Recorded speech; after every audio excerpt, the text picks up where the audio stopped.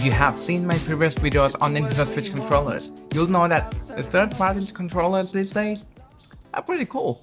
The features they pack in these modern controllers have become increasingly amazing. In the last videos, I have reviewed these controllers from Omelet Gaming, which is kinda like a Pro controller replacement. As an update, they have sent me a new controller to review. This is Omelet Gaming Switch Pro Plus Joypad controllers. Now disclaimers, this is not a sponsored video by anyone. Omelet Gaming sent me this one to review.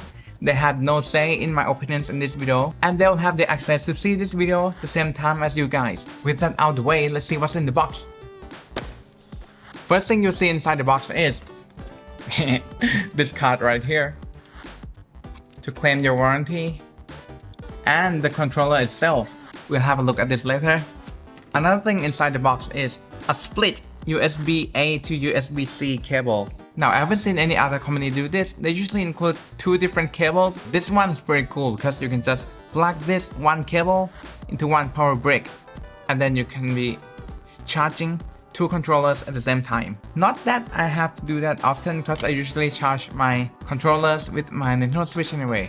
That brings me to the feature. It's not a Pro controller replacement, but it can be used as Joy-Cons replacement as well. If you have seen my previous videos on this type of controllers, you'll know how super useful and OP these Nintendo Switch controllers are, especially in serious competitive plays.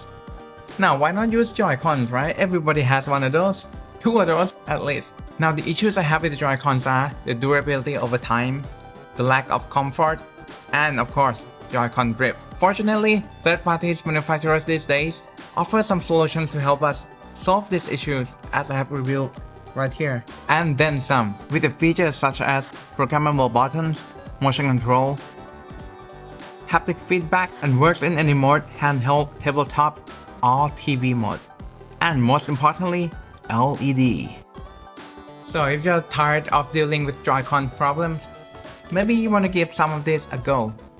Let's see them in action. The first cool thing is these offer extra buttons which are programmable, and of course turbo buttons like the old school controllers. This gives you so much more freedom compared to standard Nintendo Switch Pro controller. My favorite use case is I use this back button as a jump button, because as you know, B is usually a jump button in many games. When you press B and you have to turn at the same time, and it kind of wastes your time, especially in competitive play, to move your thumb from here to here, and you can jump and turn at the same time. But with the back button, you can assign this to be jumped and then turn. So you jump with your middle finger and turn with your thumb. Now you can jump and turn at the same time. The next feature is motion control. Yes, this does offer motion control capability too, albeit there's a slight delay in motion control when playing in TV mode, but in handheld mode, there's no delay. It's instant. Another cool feature that Omelet Gaming offers that Nintendo doesn't is the ability to adjust how hard the rumble is. So on the left, if you press this button right here, you can weaken the rumble strength. And on the right, you can increase the strength of the rumble. If you are curious about the operation of this controller, don't make the same mistake I did. I didn't see any manuals in the box, and then I contacted them. They said just scan the QR code. Scan the QR code for manual and you'll be fine. Now that brings us to the most important feature of all, the LED light. There are various modes you can cycle through. You can make it pulse, you can change the colors, you can keep cycling the colors. There's so many different modes you can choose. As I said, scan the QR code for more details. Now this would be a bad review, right, if I only mentioned the good part and not the cons. The first con is the lack of NFC. Let's say you want to scan an amiibo.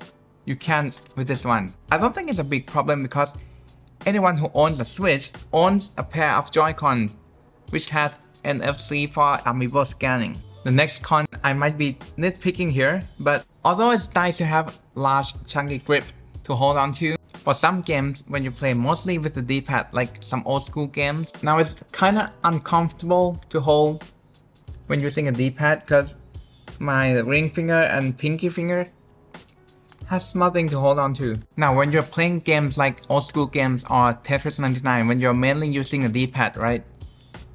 I feel like my hand's gonna slip off a little bit because I'm holding the controller so low here. The modern games, you have to use analog sticks to move anyway.